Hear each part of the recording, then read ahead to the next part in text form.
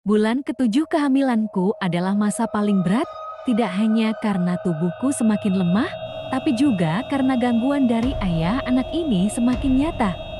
Sosok lelaki bermata hitam itu kini tidak hanya muncul di malam hari, kadang aku bisa melihat bayangannya berdiri di ujung jalan, di balik pohon, bahkan di pantulan cermin kamar. Aku mencoba mencari pertolongan. Seorang ustaz dari kota datang setelah aku memohon pada sepupuku. Ia membawa air doa dan beberapa ayat ruqyah. Tapi ketika ia mulai membacakan ayat-ayat suci di dalam rumah, kejadian mengerikan pun terjadi. Pintu dan jendela bergetar hebat, angin kencang masuk entah dari mana. Tiba-tiba, ustaz itu menjerit, tubuhnya terpental ke dinding, dan mulutnya mengeluarkan darah. Ia hanya sempat berkata, makhluk itu bukan jin biasa, ini siluman tua. Sudah terikat perjanjian sejak lama. Sejak hari itu, tak ada lagi yang berani mendekatiku. Warga desa mulai mengucilkanku. Bahkan sepupuku pun menjauh. Mereka bilang aku pembawa sial, wanita terkutuk. Aku jati benar-benar sendiri. Namun aku merasa anak dalam kandunganku bukan hanya sekadar makhluk gaib. Ia bisa berbicara dalam pikiranku.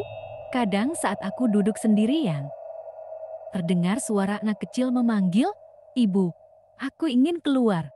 Suatu malam, menjelang akhir bulan ke-8, aku bermimpi aneh.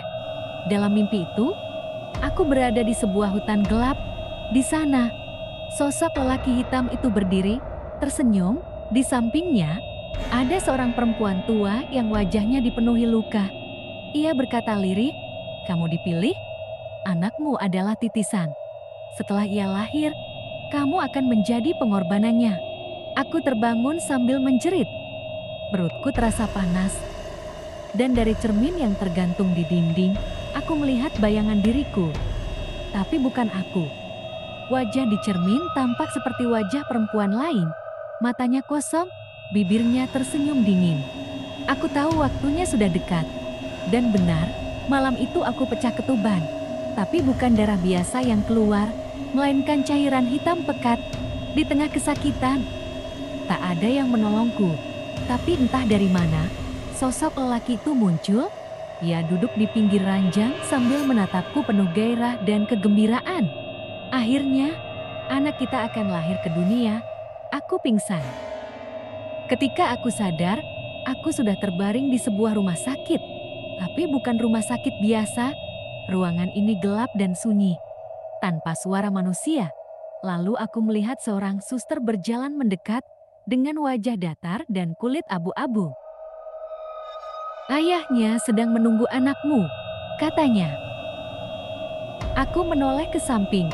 Di tempat tidur bayi, ada makhluk kecil berbentuk seperti bayi manusia, tapi matanya hitam seluruhnya dan ada 2 tanduk kecil di dahinya. Itulah anakku. Dan saat aku mencoba berteriak, aku sadar mulutku terkunci. Aku tidak bisa berbicara. Aku bukan lagi Rina yang dulu. Aku sudah menjadi bagian dari dunia mereka. Dan sejak saat itu, aku hilang dari dunia manusia.